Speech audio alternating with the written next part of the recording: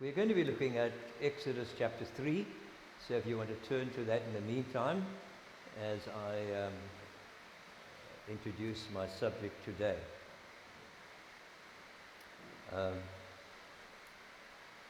The title of the message is From the Bush to the Great I Am. From the Bush to the Great I Am. As I said last week, folk, when I introduced this series of messages on God, what I said is we are going to take a careful look at God's revelation of himself in the scriptures. And I have entitled the whole series, which will go on for virtually all the time that I'll be preaching here until Brad returns, I've entitled the series, Which God Are You Worshipping? Which God are you worshipping? What I mean is, are we worshipping the God who's revealed himself in the Bible? Or have we allowed our culture, our society, to shape our understanding of God, to create a God who fits in comfortably with our cultural expectations and our own lifestyle? And folks, that's a vitally important question, because the God we worship must be the God who has revealed himself, not a God of our own thinking, our own imagination, and of our own making. And last week I showed how in the days of ancient ancient Israel, how the people didn't necessarily stop using the name Yahweh or Jehovah, nor did they abandon their worship of the true God altogether. The danger was far more subtle than that. They began to view Yahweh, the true God, through the lens of the surrounding culture. In effect, they were reshaping their understanding of God according to the values and priorities of the nations around them. And they mixed the worship of the true God with the gods of the nations around them, the gods of material prosperity, such as Baal, associated with fertility and rain and agricultural success, prosperity, and the gods of sexuality and fertility, such as Ashtoreth. And you read about those in the Old Testament. And what, my dear friends, they attempted to do, to worship Yahweh, was at the same time what they were worshipping Yahweh, they were embracing the idols of their culture. It was shocking and almost unbelievable. But it was subtle, and it was very insidious. And the danger, my dear friends, and that's why I'm preaching this series at the moment, the danger for the church today is remarkably similar. We may not bow before the ancient images of Baal or Ashtaroth, and we certainly may not use their names, but actually, in reality, we're tempted to worship the same idols under different names. And these idols have changed their appearance and their names, but the human heart has not changed. The human heart is always seeking to worship something else other than the true God. In these days, we worship the gods of materialism and of success and comfort and sexual fulfillment and status and self-expression, personal happiness, and that these are wrapped up in many churches today, made spiritual, that they become the object of our worship. And perhaps more dangerously and subtly, it has, my dear friends, reshaped our understanding of God so that He fits very comfortably into our lives and into our society without ever changing our behavior.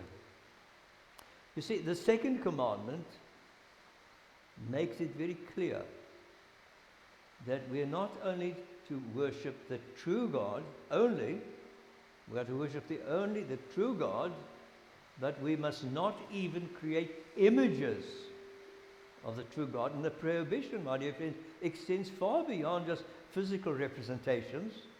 It warns us against false or distorted images of God in my mind.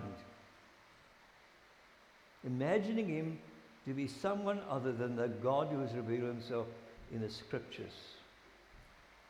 And today, what I want us to do is to examine God's most significant revelation of Himself. One that should form the very foundation of everything else we learn about Him. And I'm referring to the name God revealed to Moses in Exodus chapter 3.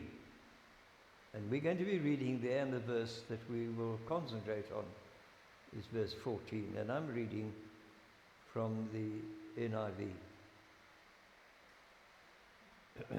Now Moses was tending the flock of Jethro, his father-in-law, the priest of Midian.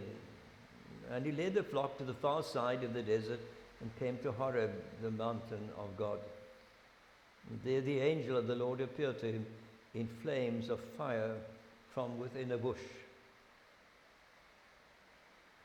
But the fire didn't burn up. So Moses thought, I'll go over and see this strange sight, why the bush does not burn up. And when the Lord saw he had gone over to look, God called to him from within the bush, Moses, Moses. And Moses said, here I am. Do not come any closer, God said. Take off your sandals, for the place where you are standing is holy ground.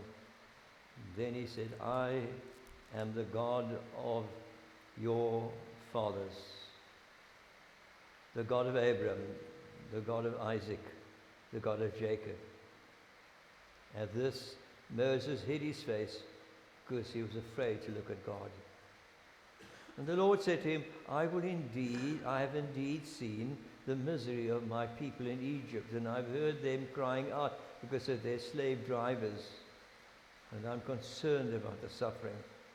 So I've come down to rescue them from the hand of the Egyptians and bring them up out of the land into a good and spacious land, a land flowing with milk and honey, the home of the Canaanites, the Hittites, Amorites, Perizzites, Hivites, and so on.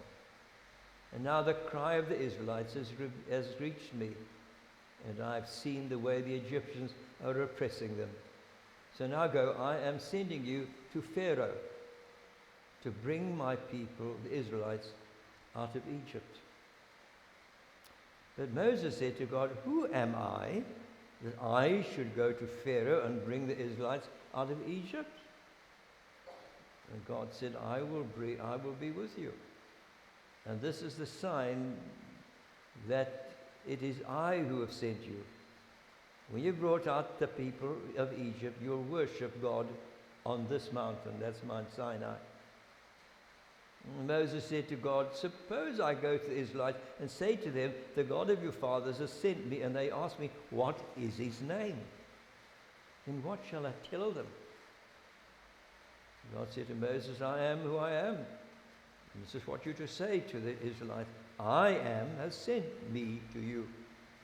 And God also said to Moses, say to the Israelites, the Lord, the God of your father, the God of Abraham, the God of Isaac, and the God of Jacob, has sent me to you. This is my name forever, the name by which I am to be remembered from generation to generation. Go to the assembly of elders in Israel and say to them, the Lord, the God of your fathers, the God of Abraham, Isaac, and Jacob, appeared to me and said, I have watched over you. I've seen what has been done to you in Egypt. And I promised to bring you up out of your misery in Egypt into the land of the Canaanites, the Hittites and the Amorites and Perizzites and Hivites and Jebusites, a land flowing with milk and honey. And the elders will listen to you. Then you and the elders are to go to the king of Egypt and say to him, the Lord, the God of the Hebrews, has met with us. Let us take a 3-day journey into the desert to offer sacrifices to the Lord our God. But I know that the king of Egypt will not let you go unless a mighty hand compels him. So I will stretch out my hand and strike the Egyptians with all the wonders that I will perform among them. And after that he will let you go. And I'll make the Egyptians favorably disposed towards this people, so that when you leave, you'll not go empty-handed. Every woman is to ask her neighbor, and any woman living in her house, for articles of silver and gold, and for clothing which you will put on your sons and daughters. And so you will plunder the Egyptians. So far we read. So the verse that I want us to look at particularly is that where God reveals his name, Yahweh. Now, let me just give you some background as we begin to zone in on this. Before the burning of the bush, it's important to understand the background of Moses. He was born, as you probably know, he was born to Hebrew parents during Israel's slavery in Egypt. And you also remember that he was miraculously rescued. But even more miraculously, he was adopted by Pharaoh's daughter. And he was raised in the Egyptian palace as a prince. So, in many ways, the Pharaoh educated him and equipped him to, in actual fact, to become his enemy. Yet, through his mother, because his mother then also, in addition to this, she became the nurse of Moses, and she trained him and she looked after him. Eventually, Moses came to understand that he wasn't an Egyptian. He understood that he was the people that were being enslaved. And Hebrews 11 tells us that he came to an important decision. He identified himself not with the Egyptians and with the riches and the opulence of Egypt, but he identified himself with the slaves, with those who were being oppressed. Gave it all up. And then at the age of 40, he took matters into his own hand, because what he saw an Egyptian killing and mistreating a Hebrew. And so what he did is he killed that Egyptian. Maybe in his mind he was thinking that he could begin some sort of uprising. In actual fact, he could have. He was a prince, and I would imagine that he was a very good leader, maybe, but certainly he had influence, and he could maybe have led a rebellion, but it was not the time. And so what happened is that he had to get away and fled Egypt. And he went to Midian, and there he married Zipporah. He had 2 sons, and he spent the next 40 years, from 40 years to 80, he spent as a shepherd. Meanwhile, the Israelites are still in slavery, and they can continue to cry out to God. You see there in Exodus 20, Exodus 2, that God says, I've heard their groaning, and remember my covenant with Abraham, Isaac, and Jacob, and I'm concerned about them. And folks, it's against that background that Moses encounters God at Mount Horeb, or Sinai. He sees that burning bush. It's not burning up. It continues to burn. And so what he does is he approaches it. Quite naturally, he wants to see it. And then God calls him by name. And God says to him, remove your sandals, because you're standing on holy ground. So God is going to reveal something of himself. That very first response of God, holy ground. God's going to reveal his holiness to him. And we'll come back to that. And so God identifies himself there as the God of Abraham and Isaac and Jacob, and that's the patriarchs. That was probably 2000 BC. Now we are probably at about 1300, 1400 BC. And God tells him, I've actually seen the suffering of my people. I'm going to act. Astonishingly, he chooses Moses to be one through whom he will confront Pharaoh and lead him out of slavery. And there we come to another aspect of God's revelation, his holiness and his sovereignty. He's going to deal with Pharaoh. And those are two intertwined themes that we're going to be looking at eventually. So the man who once tried to deliver Egypt through his own strength is being called by God to deliver his people in God's way, in God's time. Now, if you look at your scripture, Moses asks God two questions. Two questions he asks God. The first question is, who am I? Who am I that I should go to Pharaoh and bring the Israelites out of Egypt? Now, folks, that was not an existential question. He wasn't asking, I need to identify who I am. I need to find myself.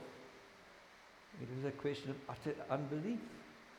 I mean, he's 80 years of age, folks. He's 80 years of age, and he's in obscurity, and yet God is calling him to confront the most powerful ruler in the civilized world. He felt himself completely ill-equipped to lead the Hebrews from oppression. He was only too aware of his own weaknesses.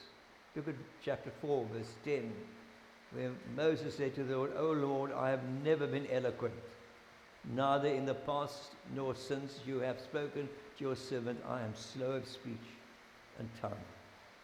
Whatever that may mean. Verse 13, but Moses said, "O Lord, please send someone else to do it." Seemed too big a job for him. But Moses didn't realize that God didn't call him because of his natural abilities. God didn't call him because he was a natural leader.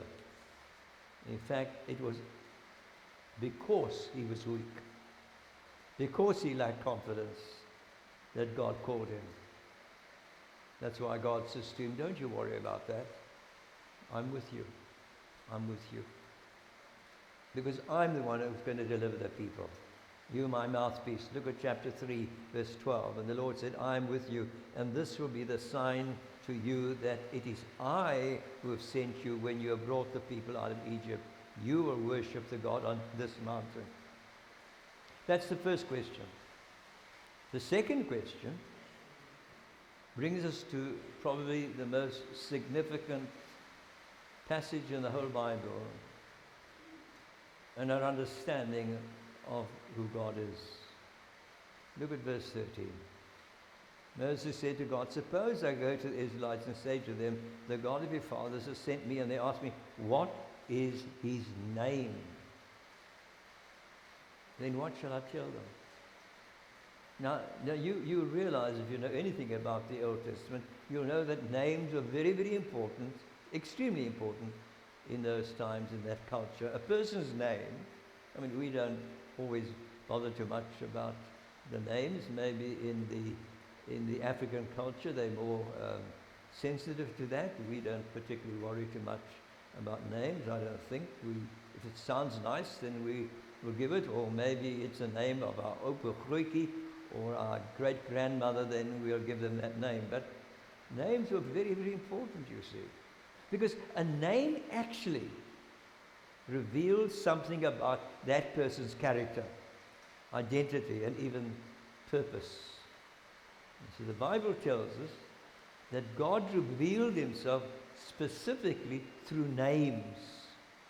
It wasn't the names that people gave for him, it was the name that he chose for himself. Those names, my dear friends, weren't chosen at random. God gave his names in order to reveal something of who he is, his character and his nature, to help us to know him, to deeply love Him, and to trust Him completely. So the most important name for God in the Bible is the name that is never actually translated, maybe now in the more modern versions. Whenever you see the name Lord, particularly in the NIV, capital letter, all capital letters, Lord, it represents the Hebrew name Yahweh, Yahweh or Jehovah.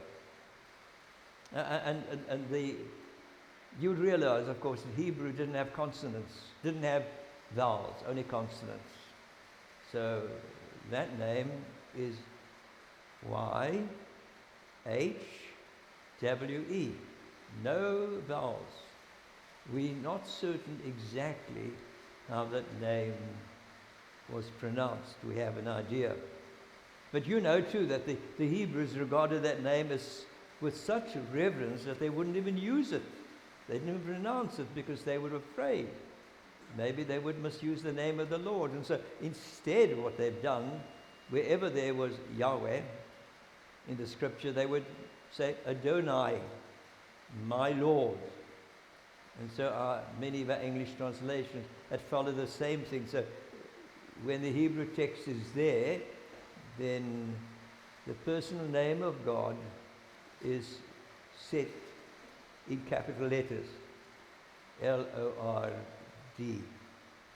So that, my dear friends, Yahweh was the personal covenant name for God, and that name is used more than 7,000 times in the Old Testament.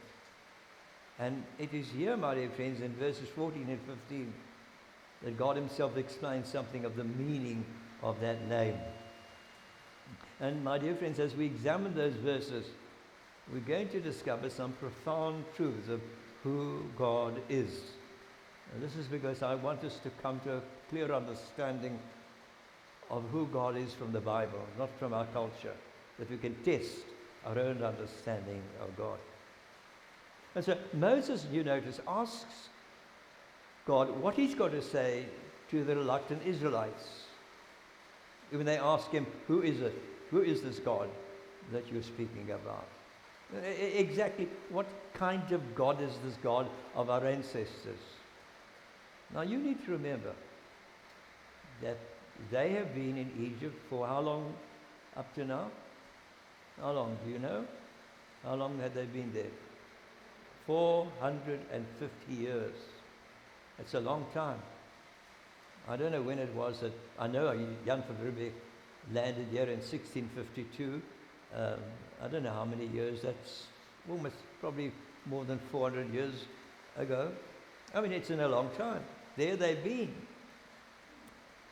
And notice that God gives Moses two answers to the question.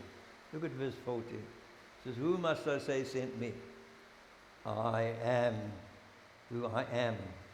I am sent you. Look at verse 15. And God said to Moses, say to the Israelites, the God, the Lord, Yahweh, the God of your fathers, the God of Abraham and Isaac and Jacob, has sent me. This is my name forever, the name by which I am to be remembered from generation to generation. And obviously, Yahweh means I am who I am. And it's used interchangeably. So Yahweh means I am who I am. Imagine the conversation that goes on between God and Moses. So Moses says to him, says to God, who shall I say sends me? What name shall I give? And God responds, I am has sent you. Moses thinks to himself, what sort of name is that? I am. You are what? You are what? God responds, I am what I am. And Moses doesn't yet understand all of this, but there comes a time, my dear friends, when you stop asking God to explain Himself. And he realized it came to that point. He knows that God will explain the right time. No, folk, don't think that God is playing word games with him. God wasn't trying to catch him out. God wasn't trying to confuse him. If you move to chapter 6, God instructs Moses to confront Abraham. And it's significant that God's revelation to his people now is going to be greater, more full than the time of the patriarchs. Look at chapter 6 and verse 2. God spoke to Moses and said to him, I am Yahweh, or Jehovah. And I appeared to Abraham and Isaac and Jacob as the God Almighty. That's El Shaddai. But I was not known to them by the name Yahweh. And I also established my covenant with them to give them the land. So notice that.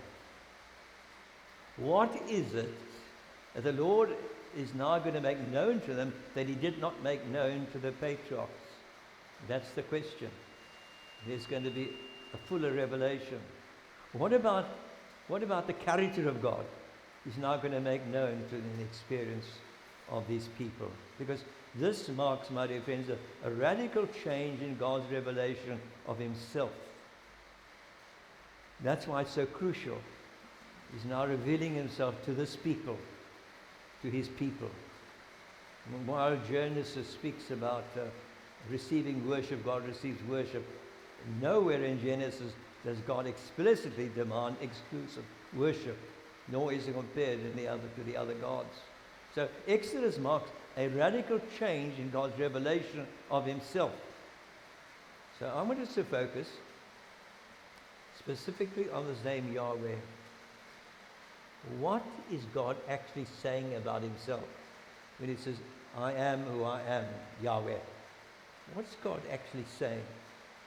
I'm saying something I didn't tell Abraham and Isaac and Jacob. There I was known as El Shaddai, but now here's a fuller revelation of who I am.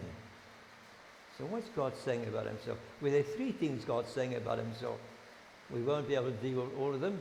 We'll go on next week. The first thing God is saying, I define myself according to my own terms. I am what I am. Not according to your terms, according to my own terms. I define myself according to my own terms. The second thing God is saying, I reveal myself in my actions. I reveal myself in my actions. That's what you're going to see in Exodus. You see something of who I am, and there we're going to see something of the absolute sovereignty of God. They can take the most powerful ruler and he can change him. And he can use him for his own purpose. So we're going to see something of the sovereignty of God, and we'll look at that at another time. The third thing that God is saying about himself when he uses the word Yahweh is, I desire to have fellowship with you. I desire to have fellowship with you. Because you see, the point is this. Yahweh is God's personal name. It is his personal name. Now you know that if you were in England and you were privileged to meet Charles III, you wouldn't go up to him and say, hello, Charlie. I mean, you would, I don't know what they do with you, but you certainly wouldn't address him. You would address him as your Royal Highness or your Majesty, whatever it may be. And even in these days when we are so quick to use people's personal names, and I get so angry when I've got somebody over the phone, some little girl saying, hello, Errol. Well, who are you? I don't know you. I mean, you know that's what happens in these days. But God says, here is my personal name, and I'm revealing yourself with my personal name, because I want to have fellowship with you.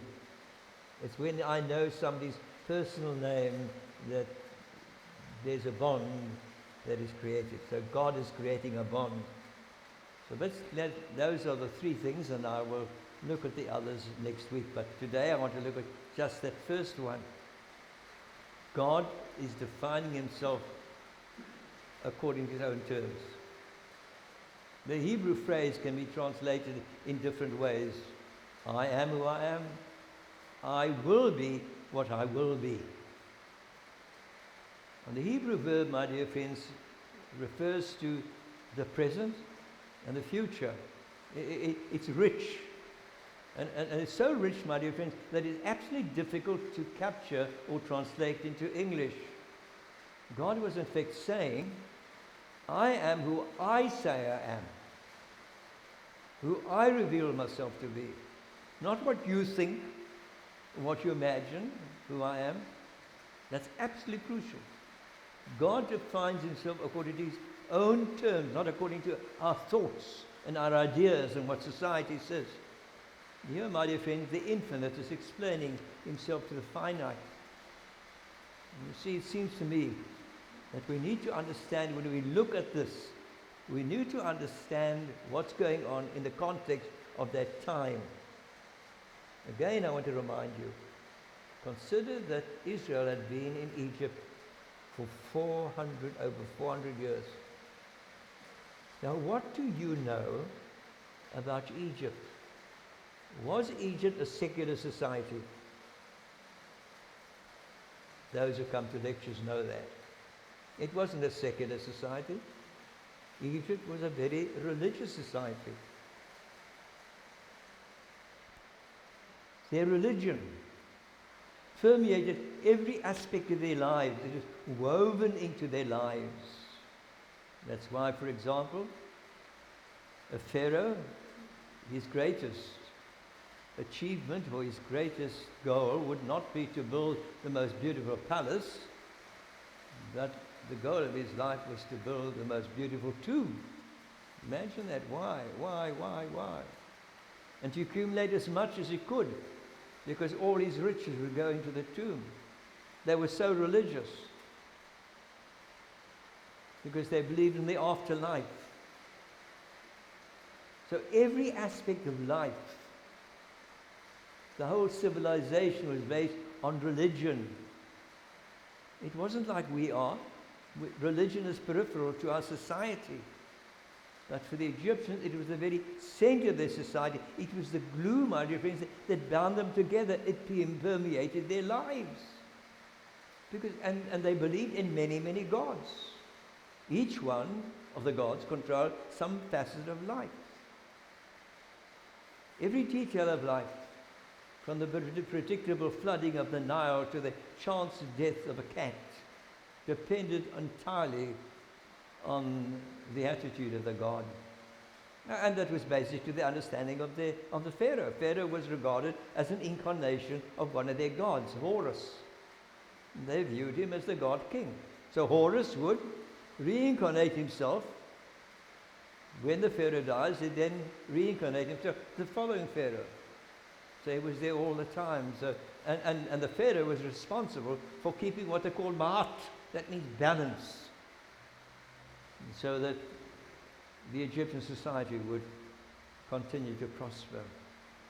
In other words, what they did, my dear friends, they identified creation with their gods. Their gods were located within creation itself as part of creation. Now, why do I go to all that trouble to explain that? Well, you've got to understand, it's in that context, when Moses says, who must I say sent me, he's thinking in terms of all those gods. Which of those gods? And God is making it very clear. I am not like those gods. I'm not like those gods.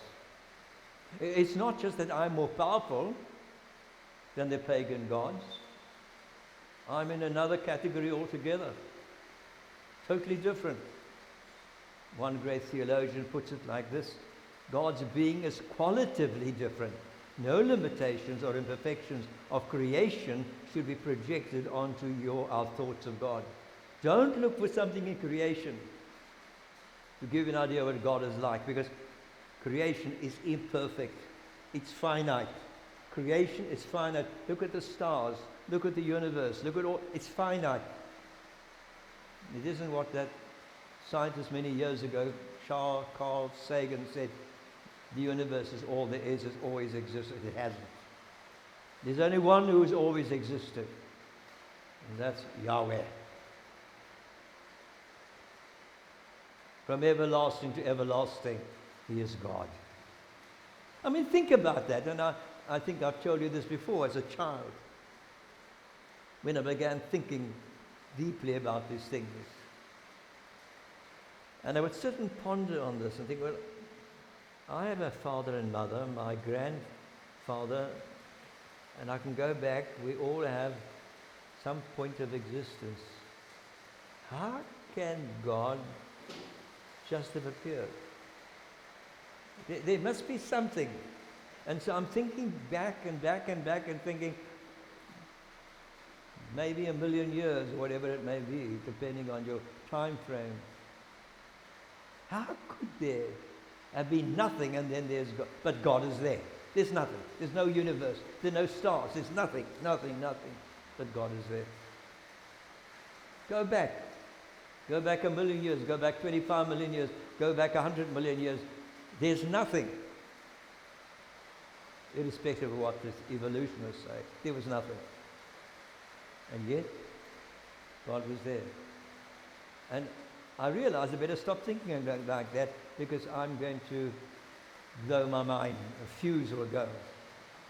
Just accept this. God is from everlasting to everlasting. And He's not part of this creation. There's nothing in this whole creation that I can use to picture what He's like. He's eternal. He's self-existent. He is the only independent being. Nothing outside himself influences Him. Nothing. You know that everything outside of ourselves influences us. I mean, you think, for example, our politicians, our political situation has affected us, hasn't it? I mean, when I went to fill up with diesel, the price has gone up. Something outside of me had affected me. But with God, there's nothing that can ever affect God. Nothing. Not you, not your prayers, nothing. Only that which He chooses to use to affect Him. He's totally independent. He's self-existent, my dear friends. He's unchangeable. And we need to realize that. And that was an important lesson that they had to learn. And that's what the second commandment is about, my dear friends. Look at Exodus 20 verse 4. You shall not make for yourself an idol in the form of anything in the heaven above, or in the earth beneath, or the waters below. You shall not bow down to them. You see, I want to say to you, the moment, my dear friends, I try my comparisons to try and form a picture of God, the moment I do that, I've insulted God. Understand? I know my grandchildren get cross with me, and I say, you're all baboons. And they're not, they say, well, we're not baboons, we're children. Well, I'm just using it because I'm teasing them. That's what grandfathers are there for. Grandfathers are there to tease their grandchildren. But they know exactly. I mean, it's degrading to call them a baboon. The same thing is degrading to look for something in the universe or the culture or anywhere else and say that's like God is. No, you have insulted Him completely. That's one of the lessons He was teaching when He uses the word holy. Holy means totally different. Before it begins to deal with the question of purity, God is just totally different. He's exalted. You remember Isaiah chapter 40. To whom will you compare me? To whom? Look at the stars. Look at the night. Look around you. Is there anything in all of creation that can give you an idea about what I am? No, there is not a thing. Just like you and I cannot understand even the greatness of the universe, but it is finite. God is not finite. He's infinite. And that, my dear friends, is the God of Christianity. That's what God is saying to him. You've come out of these Israelites have come out of Egypt, and for 400 years they've been influenced by this religious culture. And so they will tend to think in terms of, when you go to them, they will think in terms of all those gods. Which of those gods? Maybe we need to add to those gods. No, you can't. It's like when Paul went to, was it Antioch? And he says, I see you very religious people. He saw all the altars there. And there were all the different gods. By the way, let me say to you, they're all the same gods. They just got different names. And so he says, well, I did find something very interesting. I found that there was an altar to the unknown God. Now, the reason why they did that, you know, I mean, the pagans were very afraid of their gods. And so they were afraid that in case there was one God where they didn't build an altar, that in case that there was that God, they didn't want that God to feel left out. So, the unknown God. At least if he came along and this unknown God came and said, well, you've not made an altar. Yes, we did. The unknown God. And you remember what Paul said? I have come to reveal and tell you about this unknown God, and it begins in creation. God is the one who created all things, not your gods. God is the one who created all things. So, my dear friends, let me just draw a few implications here. When God says, I am what I am, we are warned against the idea that everybody else's God is as good as everybody else's.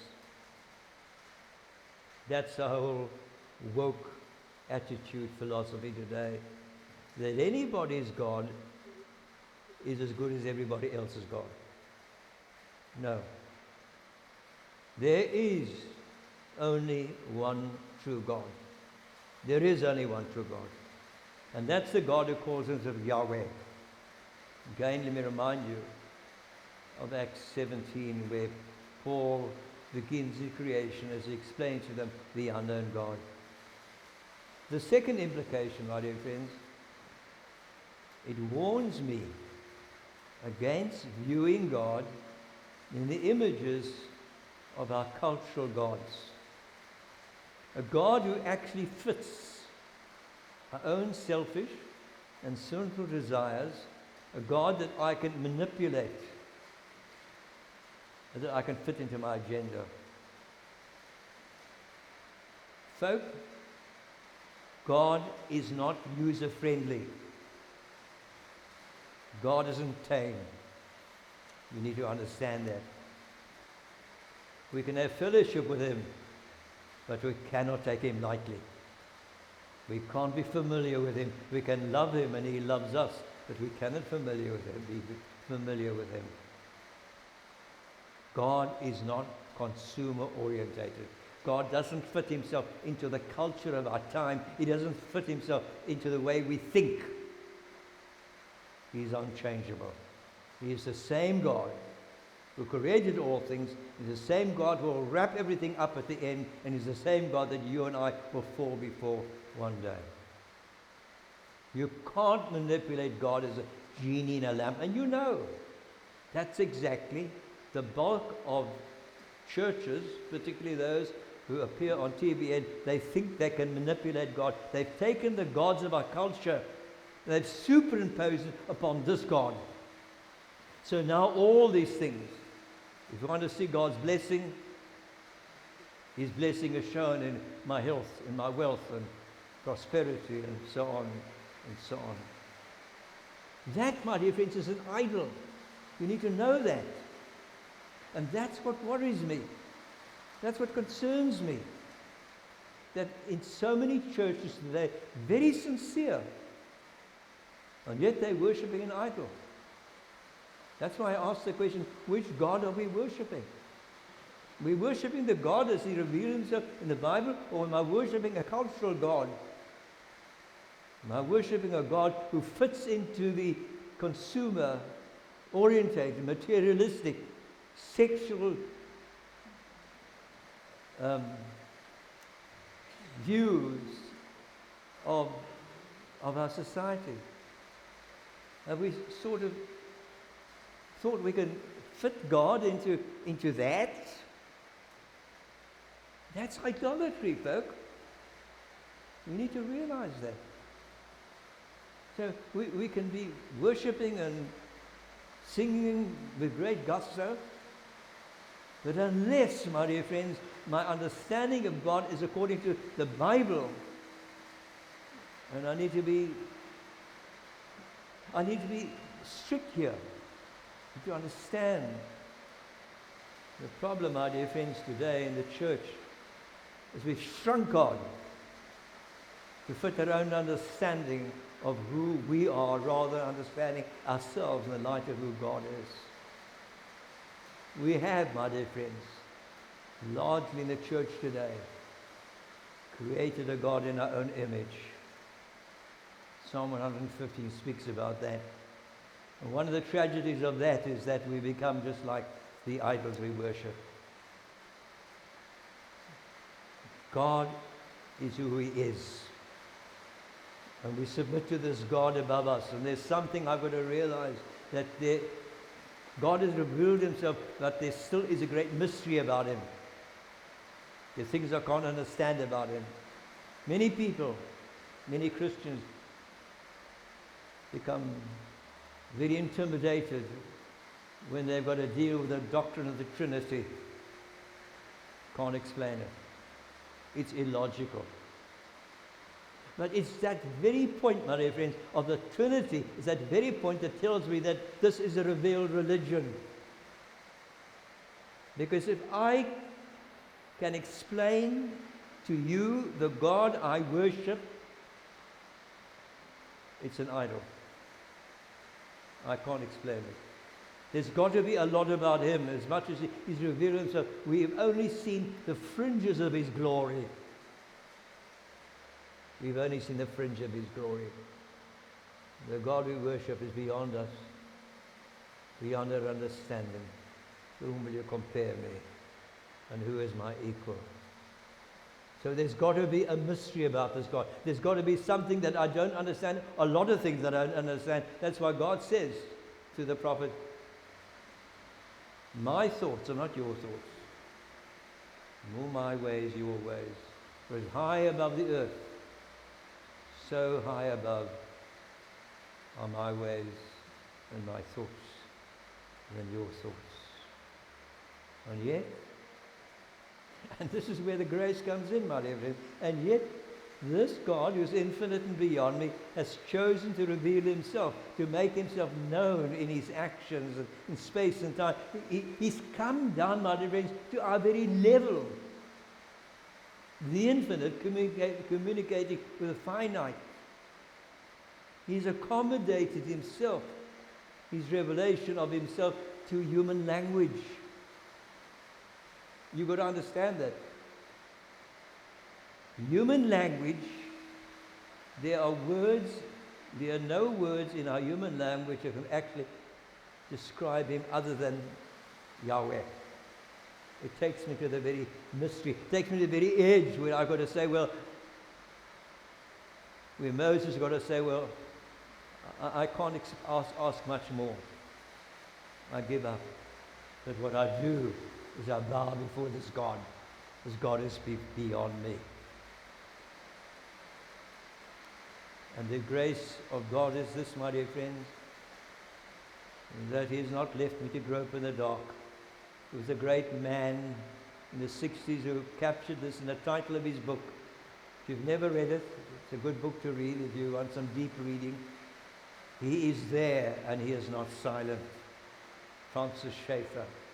He is there and He's not silent. So He doesn't leave us to grope around in the dark. He's come and revealed Himself to us. And that which Moses couldn't fully understand, we now understand better, don't we? Because you see, John puts it like this: in the beginning was the Word, and the Word was with God, and the Word was God. He was in the beginning, and there was nothing that was created that he wasn't involved in. We're right up there.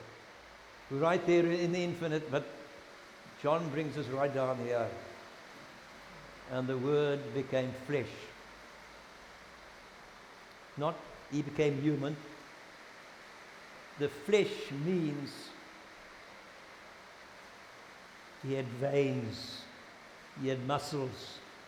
It's as crude as that. It comes down to the fact that he has a body like you and a body like me. The infinite brings him down to this very thing.